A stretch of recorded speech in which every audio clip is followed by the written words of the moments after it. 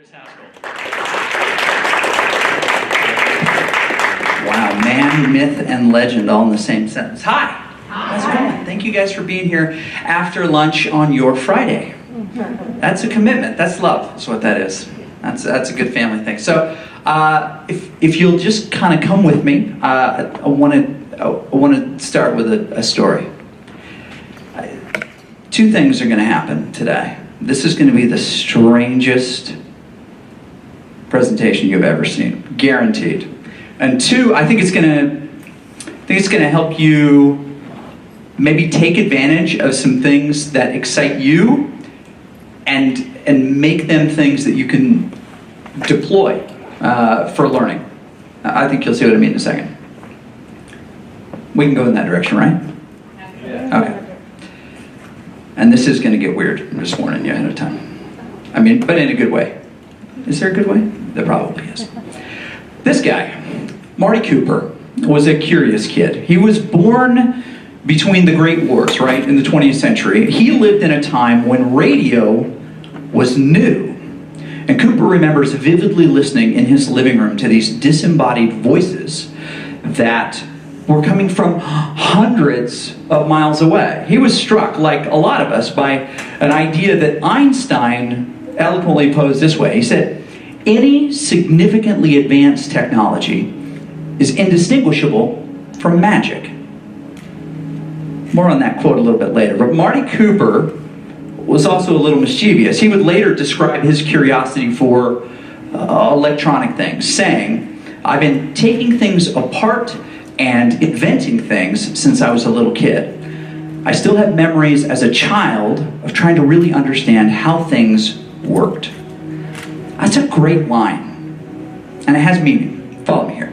So his curiosity for mechanical and technical things eventually led him to the Illinois Institute of Technology, where he graduated in 1950. After that, Cooper enlisted in the Navy and was actually a radio officer and worked on submarines during the Korean War.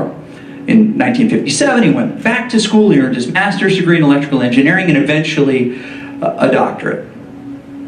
Now, that sounds like a lot of folks.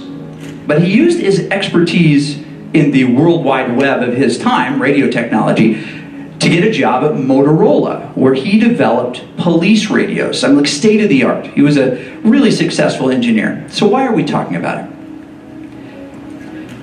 Well, because Marty Cooper, like Bill Gates, Steve Wozniak, Steve Jobs, lived in a time where the imagination of dreamers could come to life on the big screen, right? It was the golden age of science fiction in their youth and in their young adulthood, the 50s, the 60s. Books, television, movies, and everything in this genre would do more to influence our modern world today than any other period of time. In the 1960s alone, there were over 300 sci-fi movies, right? Introducing us to amazing worlds, advanced technologies. I mean, it was the decade of Mission to Mars, Twilight Zone, Godzilla, right? Even 2001: A Space Odyssey. Everything was going on in that decade. But what Marty Cooper saw on Star Trek changed the world. Let me explain. Perhaps there's no more emblematic device in the Star Trek universe than one of these, the communicator, right? That didn't work. Need to replace the batteries on this. It's also one of the most obvious connections from science fiction to science fact.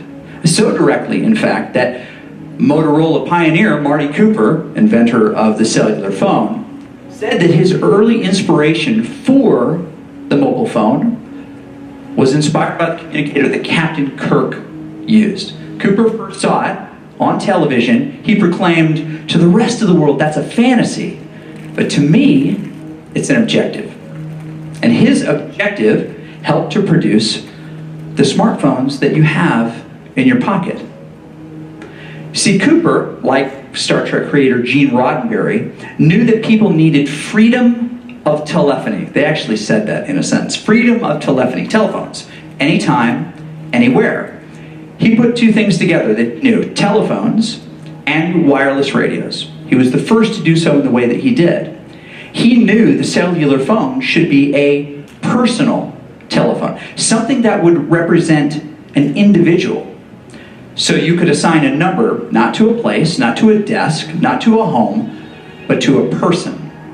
And in 1960, that was visionary. So today, we use these devices in their traditional form, right? We carry them in our hands. They come in wearable versions. Some of you probably even have these. It allows you to confuse people at Costco into thinking that you're talking to them. Hey, how's it going? Not you, right? You ever do that? I get caught by that guy all the time. But is there any more quintessential science fiction device than your personal communicator? I don't know that there is. You can have them in your hand, in your ear, on your clothing. You can even wear them on your wrist, unless you're an educator, and then we can't afford them. But they're pretty good. But even now, right, research into the pedagogical use of these things is spreading. It's increasing the boundaries of our classrooms. It's expanding access to learning, interaction between teacher and student and curriculum.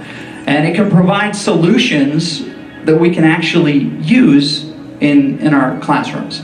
So Cooper's contribution is unmistakably linked to science fiction, specifically Star Trek, right?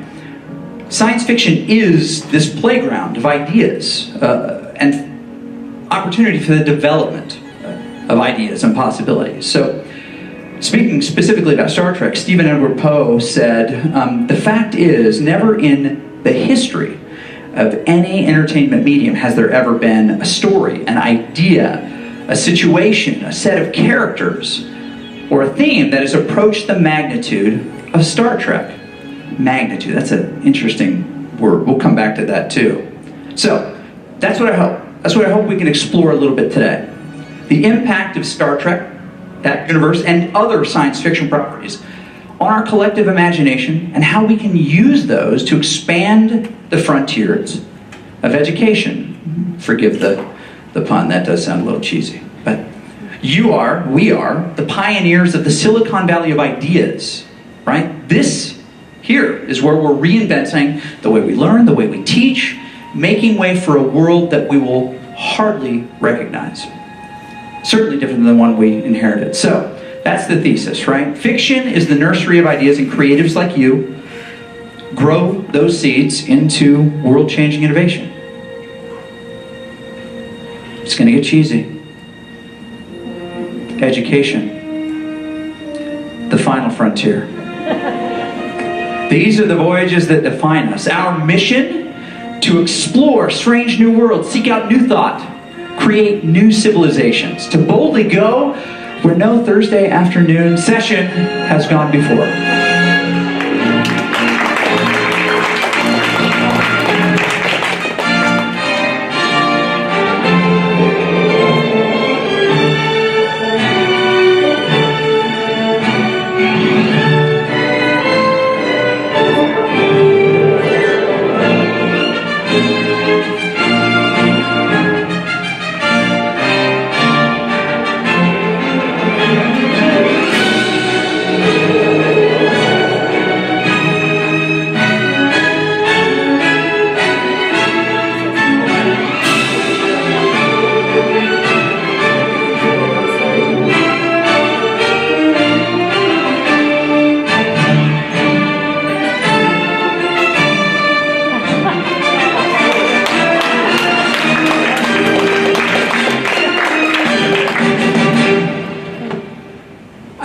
Larger one.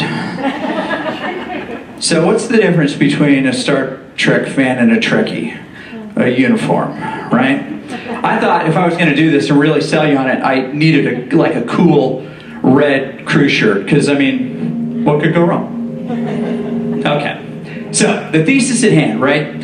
Fiction, the nursery of ideas, creative people like you and I, grow those into seeds of world-changing innovation. And if I'm going to convert you to this idea, I think the most compelling evidence to show you examples, right? Connecting science fiction ideas and technologies to the technologies and trends that have come true, and kind of point in the direction of how these things are coming to be. But I need to introduce you to my sidekick.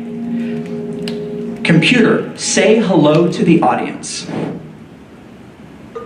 Hello to the audience. Excellent. Computer, say We still need to work out the bugs.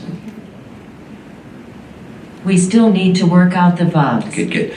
Computer, say, Haskell is awesome. She's great. We still need to work out the bugs.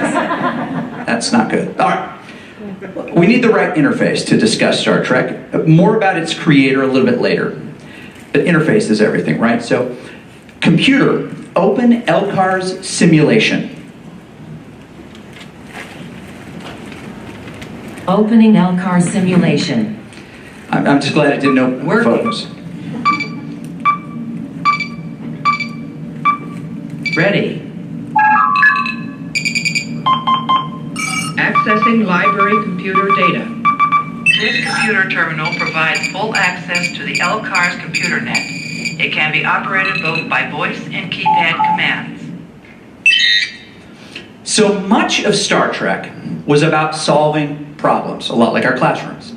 Solving the problems and challenges of the future. They were predicting a more equitable, more efficient society of spacefaring humans, right? It was really nice. It was utopian in a sense. So one of the more intriguing problems that they considered was how our future selves would share information. In the original series, sometimes Kirk would be handed that crazy space-age clipboard with the 3 lights on it. No idea what those things did. But there was a piece of paper on it. It may have been a crew manifest or some other captain business. But by the time the Next Generation rolled around, late 80s, the idea of going mostly paperless seemed both prudent and possible. I mean, they couldn't do that in the 80s, but computers, in our minds, became the vehicles of information. It's how we shared things. But in 1887, they weren't very light. The T-1200 weighed about 14 pounds, but it did, for $4,000, have a 20 megabyte hard drive. I mean, what would you do with all that? You couldn't even fill it. So think about the implication at the moment. In 1987, the first season of The Next Generation, it was suggested that we, in the future, could go paperless, right? That we could use lightweight, touchable computing tools to deliver knowledge. This was before the modern internet, before Google, before the popular use of AOL and CompuServe. Star Trek solved the problem of ubiquitous access to information. And they did it with one of these. Remember these? Oh, I broke it. That's a pad, the personal access display device. This is more than 2 decades before Steve Jobs would unveil the iPad, but Captain Jean-Luc Picard managed the affairs of the Enterprise on a small handheld tablet computer. Now, it was just a prop, right? The pad was plastic and had stickers, sometimes lights if they were really cool. But to Roddenberry, it solved the problem of 24th century information, right? It seems obvious now. In 1987, it was 20 years before the iPhone, 23 years before the iPad. I mean, sure, there were earlier attempts. Some of you had the Apple Newton and the Palm Pilot. Whew. Not the same thing. But it wasn't until 2007 that the iPhone, predecessor to the iPad, and really the first in all of these areas, actually allowed us to achieve Roddenberry's dream of handheld, portable, ubiquitous access to information. It was a touchable screen display. We didn't have mass production technology to make that happen. But in Star Trek, you could look at whatever you wanted, the manifest, medical data, star charts, engineering reports, and as a storytelling device, because that's what it was, they were just the future version of paper and books, right? Connected to a vast imaginary computer network. But to the Marty Coopers of the world, right, this was much more than a prop in the 24th century. It was an objective. Tablet computers became an objective for the 20th and the 21st centuries. These devices were the creation of Star Trek art, stage, and prop designers, Doug Drexler, Michael and Denise Okuda, and a few others. And they've admitted that they had no idea how it could work, right?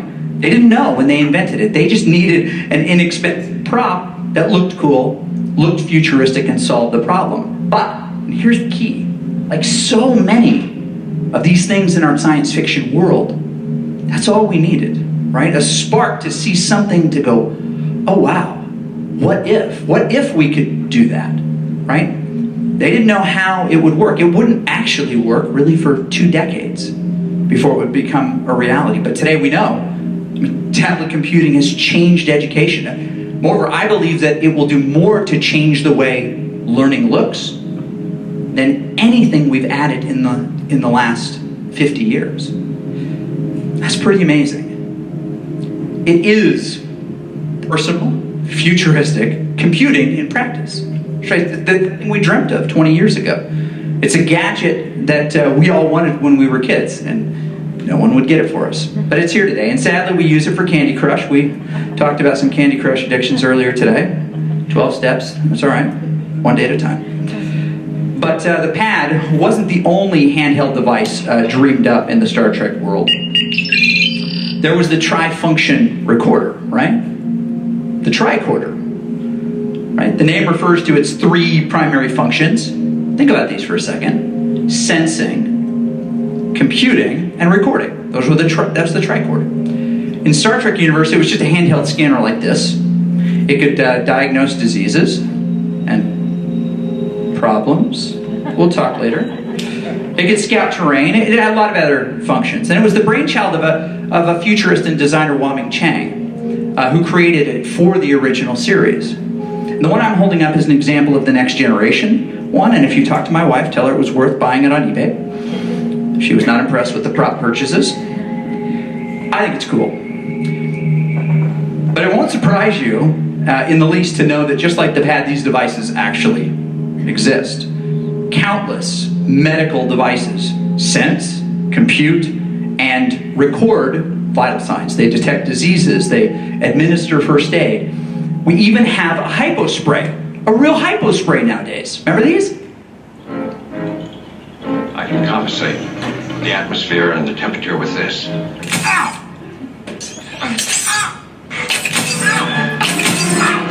See, a good thing, right? Yeah, thankfully we're not using those. But some of our colleagues at University of Cambridge developed an app that actually turns any smartphone into a portable medical diagnostic device, right, to help fight disease and diagnose it in the developing world. Brilliant, of course. You can plug in scanners and actually substitute it as laboratory equipment, send data and readings back to a lab where they can be really crunched. And again, I mean, I could spend hours showing you the hundreds of things that these things can do. It's mind-blowing, but I want to give you one of my favorite cool examples. Can I do that? Okay. This guy is using his tricorder, which looks an awful lot like an iPad, with an app called It Sees 3D. It'll 3D scan anything, including a human. He attaches a special camera to his iPad, he scans the subject, then it does the other things the tricorder does. It computes, it records, it does what the futuristic device should do, and it makes a 3D model of the subject. It's just an iPad that does this, right? So the once fictional pad, one of these guys, right, and the tricorder, they're real. What's interesting is their functionalities have merged into one platform, the tablet computer. Fast forward into your classroom. Students have access to this device when they're working in your starship or you're sending them on away missions. They're really powerful computing tools, and they are the future of inquiry, of information access, and exploration. It's pretty amazing to think that that's all part of our tool set. Okay, so another seemingly impossible technology introduced in science fiction was the replicator.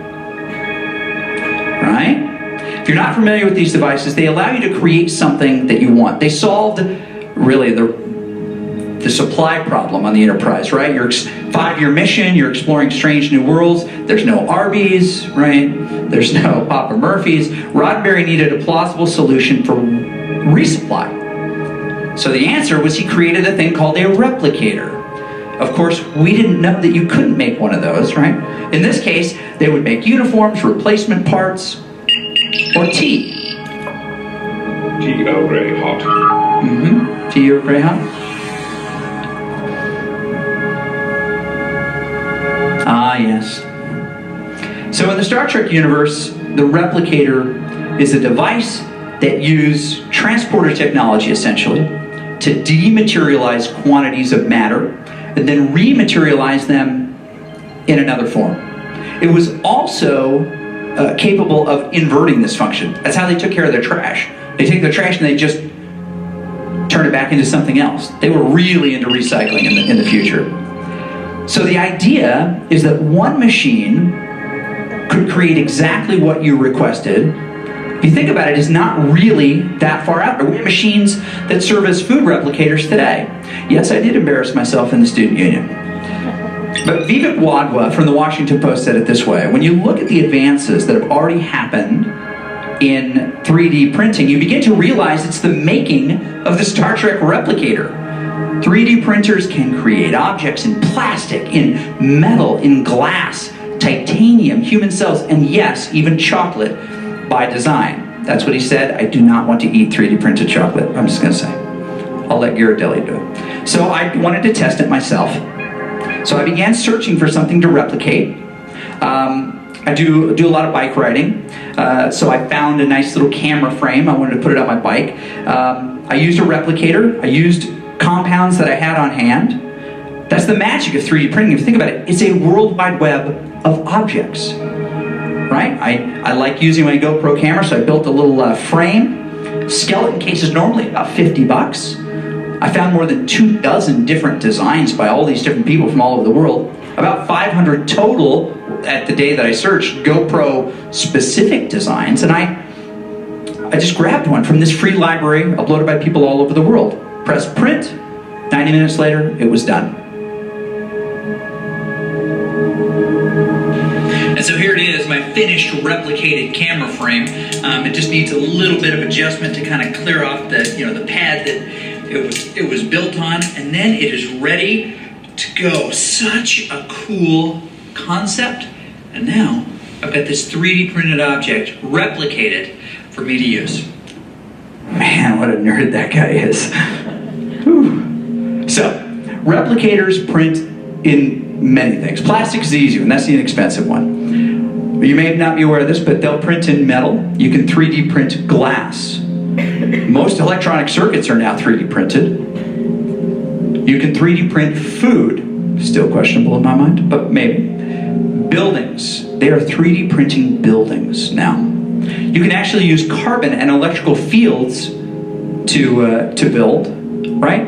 Nano and wearable electronics are really commonly 3D printed now. You can even print organs on demand. We see the value of this immediately, don't we? I'm not talking the organs here, but I'm just talking the collection, right? Students can search, they can remix, they can design, they can create, they can print almost anything. They can create things they've never been able to create before. We see an example here of Pathfinder Learning. They've used this process to create their own math manipulatives, right? Much less expensive to 3D print, and the students have ownership. They can design and remix. The lesson opportunities in education just from utilizing this as a possible tool for the students is unbelievable. I mean, you can build a skeleton, a pantheon, musical instruments, right? You can design robots, other STEM challenges. The opportunities really are endless, and that to me is a really exciting thing. So Roddenberry's dream exists, and it's making a difference in education right now. The replicator is a real thing. Okay. I've given you, I think, some pretty solid hardware ideas here, right? This is all going somewhere, I promise. It's going to pay off here in just a second. So, what I find really interesting about these pieces is that they're all part of this lineage of science fiction. We think of an idea, right? And then we launch it into our popular imagination. And then the right people get a hold of that idea, and it just happens. It's an inevitability. I was a band director, so I can use my outside voice. One of the ideas was communicating with computers, and by association, artificial intelligence using our voice. Now, thankfully, we don't ever use our voice to communicate with anything today, right? Science fiction suggested 40 years ago that we could communicate with machines, actually 50, in the same way we communicate with humans. And we know that's true today. The idea came about actually in the science fiction books of Isaac Asimov and Arthur C. Clarke. By the way, that was his quote, not Einstein. And we have Robbie the robot, showing up in the 1950s in The Forbidden Planet. He resembled human form. Welcome to Altair 4, gentlemen. I am to transport you to the residence. Think of him as early If Siri. you do not speak English, I am at your disposal with 187 other languages along with their various dialects and subtongues. And he could probably tell a good English joke. will do fine, thank you. Colloquial English. Right? Robots were really popular in the 50s and 60s. They gave rise to this idea that machines could be our helpers, our servants, even our friends. But Star Trek might have been the idea where we pushed this, using computers to enhance our capabilities, started to take root. Captain Kirk talked to the ship's computer, and it talked back. This is really interesting about the 50s and 60s.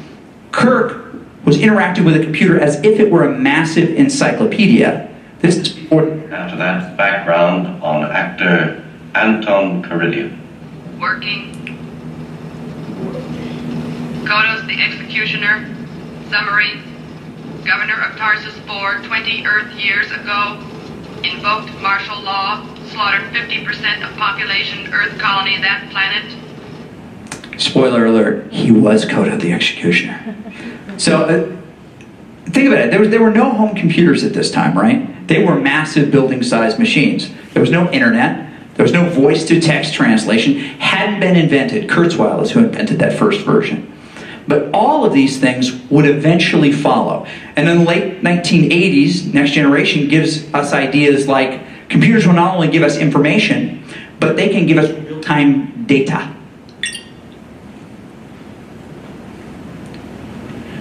Tell me the location of Commander Data. Subtitles for you, just in case anybody would prefer Well to. located in holodeck area 4J. And as you can see, sir, it's pointing you that way. Riker was pretty good looking, wasn't he? She's going to check him out. Watch, watch. Oh. The next hatchway on your right. Thank you. You're welcome, Commander Riker. And if you care to enter, Commander. I do.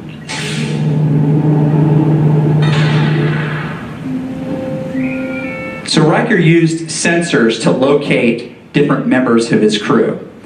I can do that right now just by looking at Stalk My Family. Do you have that app? Or Find Friends, I guess it got renamed. And my wife is most likely at Target. That's just the way it goes. But I hope you're watching, you're seeing parallels, right? Drawing connections to these ideas, where they were introduced in science fiction, how they become a reality. Today, it's really a magical world that we live in. And every single one of us has a device in our pocket that we can communicate with using our voice. Every single one of us has a device at home or even in our classrooms or our workspaces that we can communicate using verbal commands. We can search the internet, like Google. Just the interface alone allows you to do it, right? These technologies exist, and the question I ask always is, do we actually use them to their full potential? In our classrooms, I think we should. I believe that we should enable speech recognition. We should encourage our students to learn how to speak to their devices, right? Instead of just typing. Voice to text is the new typewriter. And we're seeing it evolve all around us. We should consider how we might teach them those new skills in the same way many of us learned keyboarding in middle school and high school. So I think we ought to ask questions like, why does the Pythagorean theorem matter? Pull in the theoretical, not just the data, like Captain Kirk did, just wanting those pieces. They're smart enough now that they can actually help us sort interesting. Humans are not the best storage devices. We're just not. We've invented things that are much better. We're much better at identifying context and purpose, applying wisdom. We should do what we do best. We should allow these devices to do what they do best. So, I want to leave some time for some discussion because I think that there's some cool things. But I want to revisit a couple of big ideas, right? At the very beginning, I threw this idea out there. Fiction is the nursery of ideas, right? The things that you love, the books that you love. Nursery of ideas. And we grow those into world-changing innovation simply by the fact that we connect with them. I'm interested to see how Harry Potter is going to change the world. Looking forward to that presentation. But let me give you a couple. Friend, teacher, Alfonso Gonzalez loves Star Trek, converted his entire class into a themed experience. Students are crew, school is the ship, it's brilliant. Mallory Kesson, an incredibly young, gifted teacher in Ohio, gives her students narrative games instead of just books as a way of interacting with their literature. Glenn Irvin, Spanish teacher,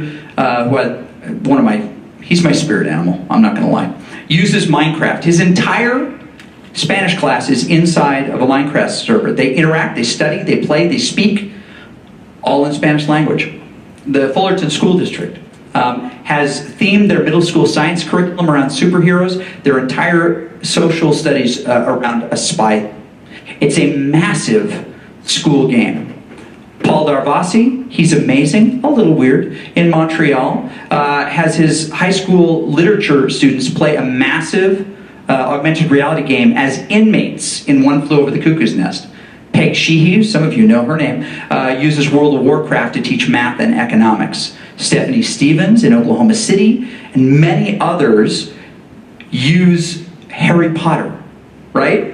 Lessons, classes, they divide them into houses, house points, they even play Quidditch. It's so cool. I'm jealous.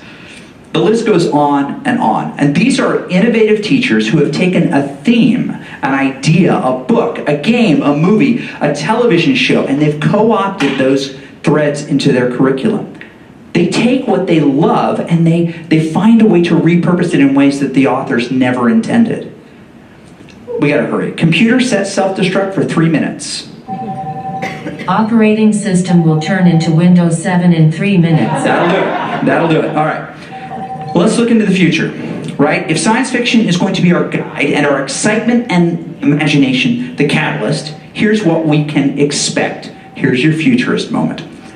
We know we're going to see more augmented reality. Students using computer-aided visual devices, including smartphones, right? They can just hold up, to access more data, to interact with more things in real time. With more touchable computing surfaces, including clear surfaces, we're going to see a lot of these, the costs will continue to come down, popularity will continue to go up, and we'll see more smart desks, smart panels, even projected smart walls. We're seeing them. They're starting to pop up in casinos and airports.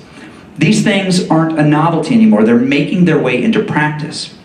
Augmented reality interaction, like Microsoft's HoloLens, allows the viewer to play with a 3D projection, like this. Create world.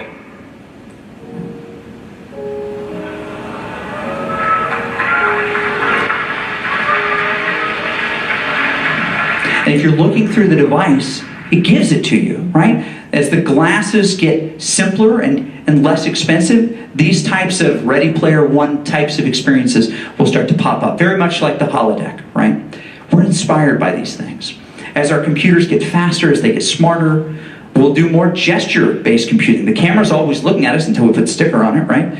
We can use smart objects like lights, and we can interact with our devices in a much more natural, as machines learn to look for the things that we naturally do, our human gestures.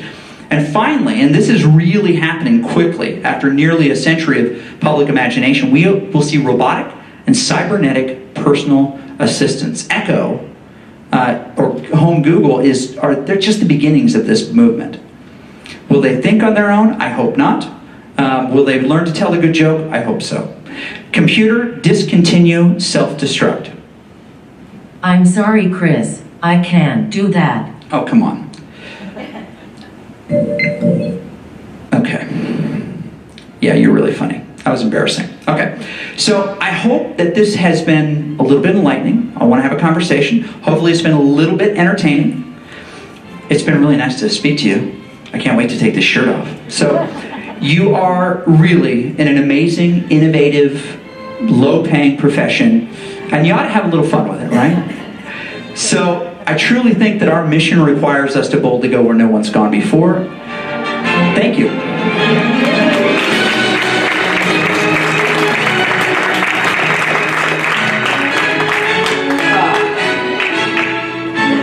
Don't you hate it when you have to sit through your own closing credits? So here is the question that I have for you. We know the song, it'll be over in a second. Well, there is a little ducking. I guess I didn't notice that before. All right. So here's my question for you. We often fail to see these devices as a group and the different technologies as immediately applicable because why? We can do this at a game show. We'll bring people up. Why do you think that is? I think that's an answer. My mother used to say that to me. Well, that's one idea. No, I'm just kidding. No, I think you're right. I think our lack of imagination, or we don't sometimes see that cool science fiction world, right? We find ourselves, the hot movie of the week is, what's the hot movie of the week? Ready Player One? There you go. Ready Player One's the right answer. As soon as I asked that question, I thought someone was going to shout another 50 Shades. Like, no, we're not going there. It's a different kind of inspiration. No, but often we see these things and fail to recognize that elements of them are actually approachable now. Let's take Ready Player One for example. What is the basic technology that we have now that works like that does? VR, right? The ability to put TV screens in glasses close to our eyes, block out all the other light, and have our head motion translate into monitor motion, right? How many games are there for VR right now? There's a good amount of them. It's like thousands now. 2 or 3 years ago, there maybe have been 150 decent ones. There are thousands. I'm not saying there are thousands of decent ones, I'm saying there are thousands of them, right? But all of these independent worlds, right? Independent spaces that may or may not teach something that you're specifically trying to teach. But that's okay. Let's go back to Marty Cooper for a second. Did Marty Cooper have any of the other conditions, essentially, that they had in the Star Trek universe when he created that phone? It's like 2400 is when Kirk was, and he was 1970s, 80s, right? There wasn't much, right? So he had to use a lot of imagination to make the thing that he wanted come to life. And he says unapologetically that he was a nerd about it. He wanted it to be so badly that he wanted to create it. He thought there would be a market for it, but had no idea, right? That's a creative leap. Talk about staking your career at a company like Motorola on, hey, I've got this crazy idea, I think we can do it anyway. That's an old Stephen Wright joke, right? He likes to pick up hitchhikers, say, put on your seatbelt, I want to try something. Yeah, I saw it on a cartoon once, but I think it'll work anyway. Right, that's really what he was doing. That's what. So this idea of our own lack of creativity, right, is, I think is accurate, but I think it's even more that we fail to recognize the connection between the thing that we're excited about and how it might actually fit. Another question for y'all. I'm not from the South, but that works. What types of things with your students are really popular and ubiquitous right now? What do they love? Or what do they always have? They may not love them. What you got? One of those things, the black mirror. The cell phone. Yeah, exactly. They live and die by those things. They live and die by them. Yeah, there was, I forgot the word already. It was, there's a new word that's jumped into the lexicon. Phubbing, phone snubbing, right? It's when you're with somebody in a normal human conversation and you're looking at your phone, or you're in your phone, right? You're ignoring. It's like there are some recent studies on it. I think mostly so they could come up with their own new word. That's why I do research, honestly, right? But it's their phone. So let me ask you a follow-up question. we tend to not like them around because why? And this is a good reason, but... What was that? Destroy self-awareness. It does destroy self-awareness, yeah. Or it focuses their self-awareness to the digital space versus the physical space. Yeah, what else? I think this one might not be as big as, the distraction point, but there's also privacy concerns when it comes to smartphones. Yeah. As well, like location, tracking, possibly recording voice with microphones. I think you're right that it's not, but it is a concern. There are some people that are more concerned about those things. What else? What other? I mean, just culturally, as teachers, why don't we like them as much? So we're hypocrites. The research says people in my age range spend more time on their phones than people in our students. Right. I think that's accurate. I think if you get into a little bit of the older generation that's teaching, they're afraid of that new technology and they're not willing to embrace it like some of the more younger teachers who have been around technology all their lives. Yes. And a part of it too, and I heard a little of this in a few of the things you said, part of it is the battle for attention, right? You're here with me, I have all of this knowledge. We're shifting a little bit too from our expectation that they come to us so that we can verbally transmit what we know, right, to everyone simultaneously. I mean, it's what the lecture was. It's what, in earlier times, it's what the liturgy was. You would come to have someone read to you. A lecture was a transfer of knowledge. Well, that became very cultural. Now, I think there's still a really valid time and place for the story, right? I mean, I hope that this was entertaining, right? A thoughtful story that kind of leads you through some ideas. It was never intended to be, I mean, how many bullet points did you see to write down? Hopefully none. Try to remove those. We can give some order to this information, but the idea is never, in a situation like this, to make you memorize everything I told you, rather to grant you a feeling that makes you feel more comfortable to approach this idea again, right? Yet still a lot of what we're, I guess, self and culturally evaluated on is our ability to orate. And phones become the enemy of that, don't they? So let me ask you, if we can accept this idea that that there's a time to talk and a time to just explore using these devices, what are some ways that you can think of immediately that make these devices really valuable as okay, hey, everybody take out your phone and do this kind of a thing? And this can come from your own personal experience. Share some experience here. When I want their opinion. When you want their opinion. When I want their opinion, their phones, whether it's poll everywhere. Yeah. It's like, let me see. What do y'all think without? It's the digital version of the teacher's pet who walks around and collects them all, right? Right? Do we have those anymore? Do we have that person in class anymore? Yeah.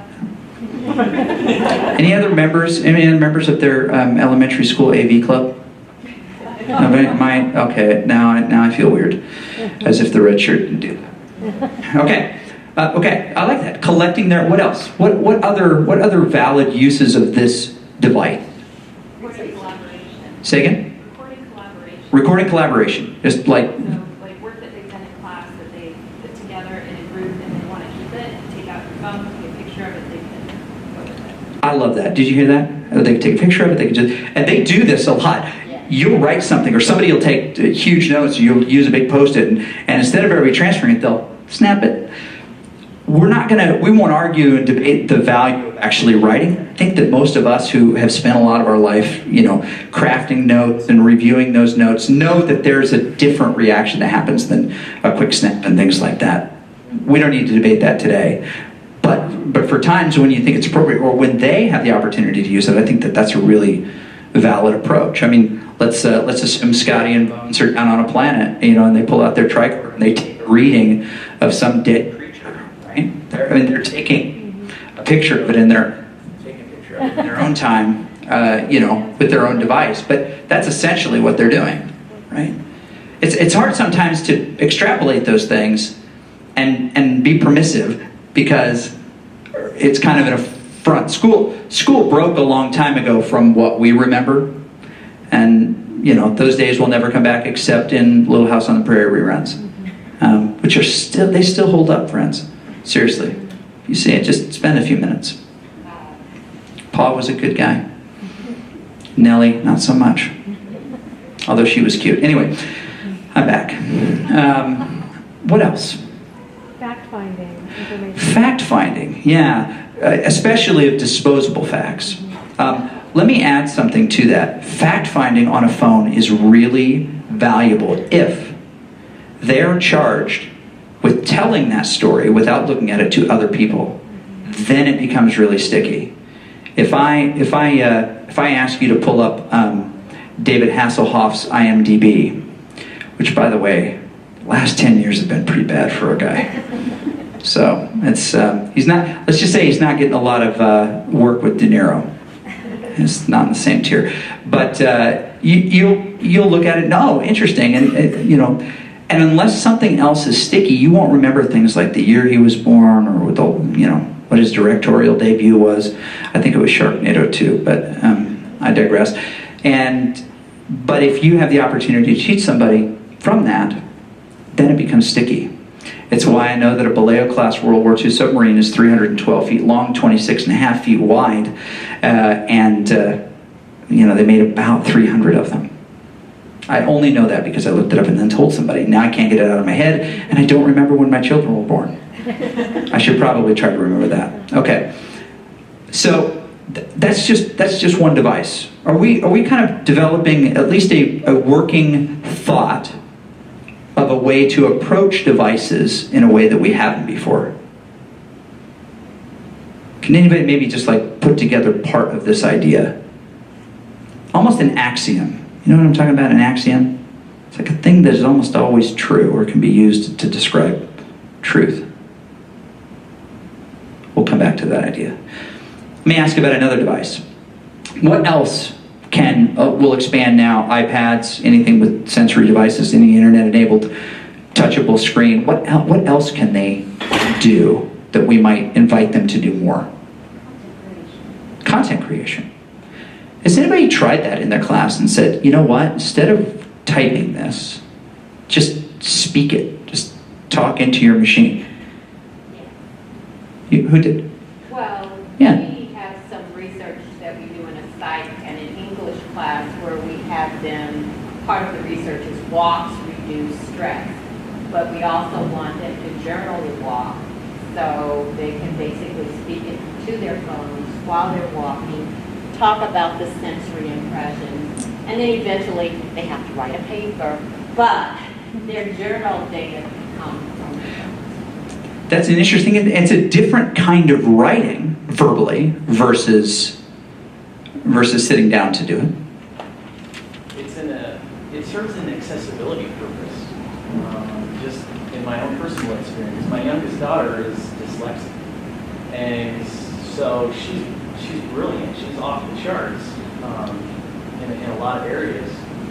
But writing takes so much energy and so much effort that if you were to evaluate her based on what she actually put on the page, she's going to fail.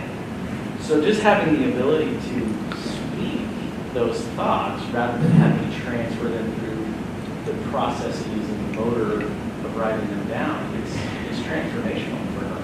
Even the best writers in the world, people who put out massive volumes, will tell you that there is this brief band in their waking existence where they actually feel like it works.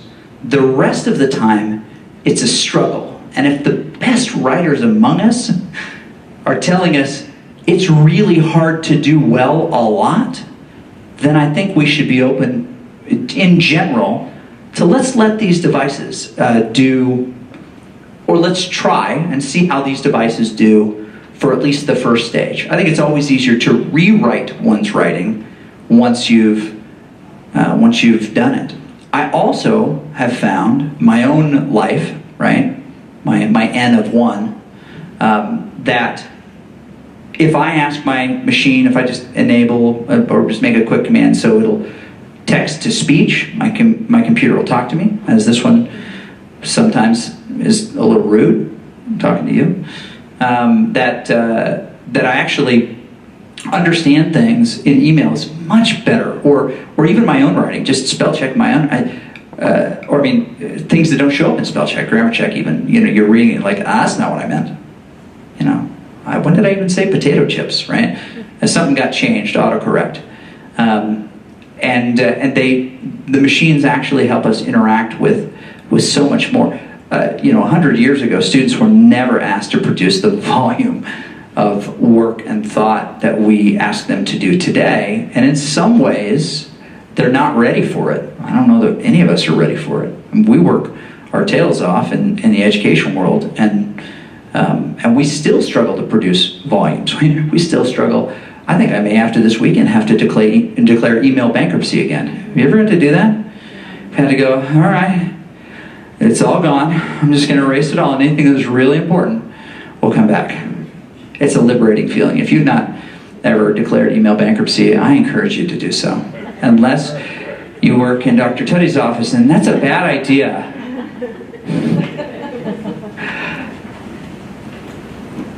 Big ideas, something that you can take away in your pocket today.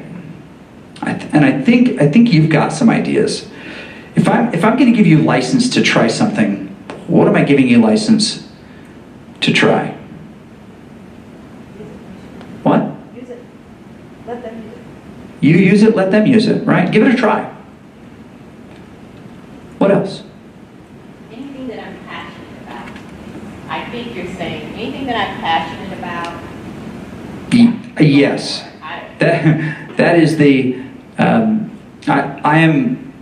a professor of video games and the director of esports. It is the greatest scam I've ever perpetrated. Right? But truly, if you, I'm a big believer in this. If you follow things that you are passionate about and find a way to bring them into your workspace, not everybody will get it, but the students and the people around you will be inspired. They'll be elevated. They'll have good energy, right? They'll recognize that work is fun, right? It's still hard work, but it's fun, and that you can bring in the things that you love. Caveat: if you love 50 Shades, let's put the line there. Okay, and there you go. There you go. It's a Star Wars is. Okay, which is fair. But go back and watch the 3 Iron Mans again. That second one you can kind of skip, But yeah, all right. So I know we're at time. I want to answer any questions that you have, and I'll linger to do that. But I'll be thoughtful with your time. Here's what I'm hoping. If I can give you anything, it's the license to try something. A license to bring in something that if you are a Hello Kitty just fanatic like Dr. Tutty, and you want to bring in a Hello Kitty example, you're going to get some weird looks, but that doesn't matter, right? Right? No. Yeah, there you go. There are students who will connect with that. You'll have an opportunity to be able to connect the things that you love to what you teach and what you do, and they will appreciate that. I think the mistake that we've made in sometimes overthinking and sometimes over-regulating our profession is to wash out all of the personality. And bringing the personality in every case I can think of is what actually makes it enriching for students. I think of Paul Darvasi, who dresses up like Big Nurse with his stubble and lipstick and huge glasses and nurse hat, and teaches from the front of his class dressed like Big Nurse from One Flew Over the Cuckoo's Nest. I promise you that his students think that is weird, and that they think that it is awesome, right? Because that is that kind of bravery that we worry about exhibiting. But if we're honest and genuine and with our students, they see that in the right, and they see that in the right light. And so, yeah, if anything, I offer you license to be creative with devices. They were built for this time. Our imagination built them for this time. Let's use them the way they were intended and see what happens. And our students, by the way, will help us to set limits on that. You can always ask students, especially young adults. So how much is too much of this? Or do you think, what's the best way that we could use this to do that? And they'll guide you. And that co-opting of their creativity into what you do will just make you sticky, which is good. Okay, so thank you very much. Thanks for bringing me. I'll hang out and answer any questions that